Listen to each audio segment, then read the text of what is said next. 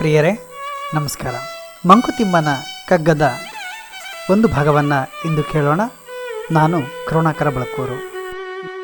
ನಾಟಕವ ನೋಡು ಬ್ರಹ್ಮಾಂಡ ರಂಗಸ್ಥಳದಿ, ಕೋಟಿ ನಟರು ಅಂತು ಇಹರು ಚಿತ್ರ ಪಾತ್ರಗಳ ಆಟಕ್ಕೆ ಕತೆ ಇಲ್ಲ, ಮೊದಲಿಲ್ಲ ಕಡೆ ಇಲ್ಲ ನೋಟಕರು ಮಾಟಕರೇ ಮಂಕುತಿಮ್ಮ. ಡಿವಿಜಿಯವರು ಹೇಳ್ತಾರೆ, ಬ್ರಹ್ಮನು ರಚಿಸಿರುವಂಥ ಈ ರಂಗಭೂಮಿಯಲ್ಲಿ ನಡೆಯುತ್ತಿರುವ ನಾಟಕವನ್ನು ನೋಡು. ಯಾವ ನಾಟಕ ಅದು? ಇಲ್ಲಿ ನಟರು ಯಾರು, ಯಾವ ಕತೆ, ಯಾವ ವಸ್ತು? ಹಲವು ರೀತಿಯ ಪ್ರಶ್ನೆಗಳು ನಮ್ಮೆಲ್ಲರನ್ನ ಕಾಡುತ್ತೆ. ಈ ಕಾಡುವ ಪ್ರಶ್ನೆಗಳಿಗೆ ಡಿವಿಜಿಯವರು ಕಗ್ಗದ ಮೂಲಕವೇ ಉತ್ತರವನ್ನು ಕೊಡುವುದನ್ನು ನಾವು ಕಾಣ್ಬೋದು. ಈ ಭುವಿಯ ಮೇಲೆ ಕೋಟಿಯಷ್ಟು ನಟರು ಇದ್ದಾರೆ ಅಂತ ಡಿವಿಜಿಯವರು ಹೇಳ್ತಾರೆ. ನಟರು ಅಂದರೆ ಯಾರು? ಅಂದರೆ ಮನುಷ್ಯ ತನ್ನ ಜೀವಿತ ಕಾಲದಲ್ಲಿ ಸಿಕ್ಕಿರುವಂಥ ಈ ಹುಟ್ಟಿನೊಂದಿಗೆ ಆತ ಒಂದು ಪಾತ್ರವನ್ನು ಪ್ರವೇಶ ಮಾಡಿದ್ದಾನೆ. ಪರಕಾಯ ಪ್ರವೇಶ ಅಂತ ಹೇಳ್ತೇವೆ. ಹಾಗೆ ಅವನಿಗೊಂದು ಬದುಕು ಸಿಕ್ಕಿದೆ, ಅಲ್ಲಿ ಅಭಿನಯಿಸುವಂಥ ಅವಕಾಶ ಸಿಕ್ಕಿದೆ. ಅದು ಅವನಿಗೆ ಸಿಕ್ಕಿರುವಂಥ ವಿಶೇಷವಾದಂಥ ಪಾತ್ರ. ಅದನ್ನು ಅವನು ಹೇಗೆ ನಿರ್ವಹಿಸ್ತಾನೆ ಅನ್ನೋದನ್ನು ನಾವು ಕಾಣಬೇಕಾಗ್ತದೆ. ಈ ರಂಗಭೂಮಿಯಲ್ಲಿ ನಡೆಯುವ ನಾಟಕಕ್ಕೆ ಕಥೆ ಇಲ್ಲ. ಅಯ್ಯೋ ದೇವರೇ, ಕಥೆಯೇ ಇಲ್ಲದೆ ನಾಟಕ ನಡೆಯೋದು ಹೇಗೆ? ಯಾಕಂದರೆ ನಾವು ಪುರಾಣ ನೋಡಿದ್ದೇವೆ. ಕಥೆ ಇದ್ದಾಗ ಮಾತ್ರ ಒಂದೊಂದು ನೋಡುವಂಥ ಕೇಳುವಂಥ ಅವಕಾಶಗಳಿರ್ತವೆ. ಆದರೆ ಇಲ್ಲಿ ಕಥೆಯೇ ಇಲ್ಲವೇ? ಅಷ್ಟೇ ಅಲ್ಲ, ಮೊದಲೂ ಇಲ್ಲ, ಕೊನೆಯೂ ಇಲ್ಲ, ಆರಂಭವೂ ಇಲ್ಲ, ಅಂತ್ಯವೂ ಇಲ್ಲ. ಈ ನಾಟಕದ ಇನ್ನೂ ಒಂದು ವಿಶೇಷ ಇದೆ.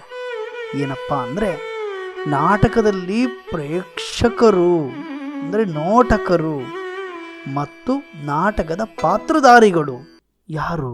ಅವರೇ ಆಗಿರ್ತಾರೆ. ಅದು ಬೇರೆ ಯಾರೂ ಅಲ್ಲ, ನಾವು ನೀವೆಲ್ಲರೂ. ಅಂದರೆ ಈ ಪ್ರಪಂಚದಲ್ಲಿ ಬದುಕ್ತಾ ಇರುವಂಥ ಎಲ್ಲ ಮಾನವರು ಪಾತ್ರಧಾರಿಗಳು ಅವರೇ, ನೋಟಕರು ಅವರೇ, ಕಥೆಯನ್ನು ರಚನೆ ಮಾಡಿಕೊಳ್ಳುವವರೇ. ಅಂದರೆ ನಮ್ಮ ಬದುಕಿನ ಸೂತ್ರಧಾರ ನಮ್ಮಲ್ಲೇ ಇದೆ, ಇನ್ಯಾರಲ್ಲಿಯೂ ಇಲ್ಲ. ಬ್ರಹ್ಮ ಈ ರಂಗಭೂಮಿಯನ್ನು ಸೃಷ್ಟಿ ಮಾಡಿದ್ದಾನೆ, ಅವನು ಸೂತ್ರಧಾರ ಅಂತ ನಾವು ಹೇಳ್ತೇವೆ. ನಾವು ಮಹಾಭಾರತದಲ್ಲಿ ಕೃಷ್ಣನೇ ಸೂತ್ರಧಾರ, ಎಲ್ಲವನ್ನು ಆತ ನಿರ್ವಹಿಸ್ತಾ ಇದ್ದ ಅಂತ.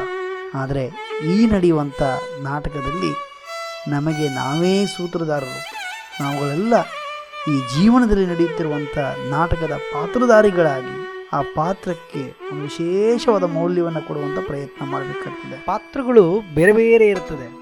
ನಾಟಕದಲ್ಲಿ ನೋಡಿ ನೀವು, ಪುರಾಣದ ನಾಟಕ ಆದರೆ ಒಂದು ಪಾತ್ರ ಇರ್ತದೆ, ಐತಿಹಾಸಿಕ ನಾಟಕ ಆದರೆ ಒಂದು ಪಾತ್ರ ಇರ್ತದೆ, ಸಾಮಾಜಿಕ ನಾಟಕ ನಾವು ಹೇಗೋ ದಿನನಿತ್ಯ ಜೀವನದಲ್ಲಿ ಅಭಿನಯ ಮಾಡ್ತೇವೆ, ಹಾಗೆ ಸಾಮಾಜಿಕ ನಾಟಕ ಅಂತಲೇ ಇದೆ.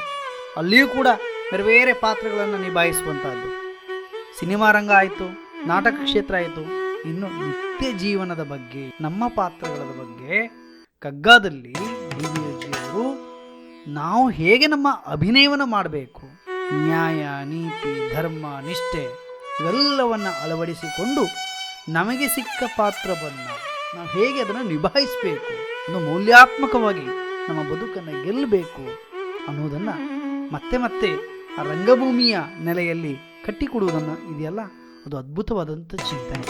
ಈ ಇಡೀ ಒಂದು ಕಗ್ಗವನ್ನು ಕಂಡಾಗ ನಮ್ಮ ಡಿವಿಜಿಯವರಲ್ಲಿದ್ದಂಥ ಒಂದು ಅದ್ಭುತವಾದಂಥ ಕಲ್ಪನೆ, ರಂಗಭೂಮಿ ಎನ್ನುವಂಥ ಒಂದು ಕಲ್ಪನೆಯನ್ನು ಕೊಟ್ಟು, ಆ ರಂಗಭೂಮಿಯ ಒಳಗಡೆ ಭೂಮಿ ಇದೆ. ರಂಗಭೂಮಿ ಅಂದರೆ ನಾಟಕವನ್ನು ಮಾಡುವಂಥ ಒಂದು ಕ್ರಿಯೆ, ಚಟುವಟಿಕೆಯಿಂದ ಇರುವಂಥದ್ದು. ಹಾಗಾಗಿ ಆ ರಂಗಭೂಮಿಯ ಒಳಗಡೆ ನಮಗೆ ಸಿಗುವಂಥ ಪಾತ್ರ ಅಥವಾ ನಮಗೆ ಸಿಕ್ಕಿರುವ ಪಾತ್ರವನ್ನು ತುಂಬ ಅದ್ಭುತವಾಗಿ ನಾವು ನಟಿಸುವ ಮೂಲಕ ನಮ್ಮ ಬದುಕಿಗೆ ಒಂದು ಸುಂದರವಾದಂಥ ಸಾರ್ಥಕ್ಯವನ್ನು ಕೊಡೋಣ.